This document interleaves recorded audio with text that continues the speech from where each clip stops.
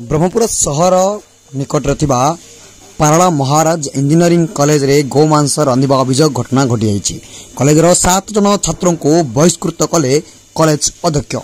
गत 11 तारिख रात्र एक छात्र माने गोमांस रंधि किसी छात्रों को देते जहाँ शुणाची हॉस्टेल रे अशांत परिवेश सृष्टि होता परे विश्व हिंदू परिषद पक्षरु कॉलेज अध्यक्ष और गोपालपुर थाना रे अभियोग करथिले।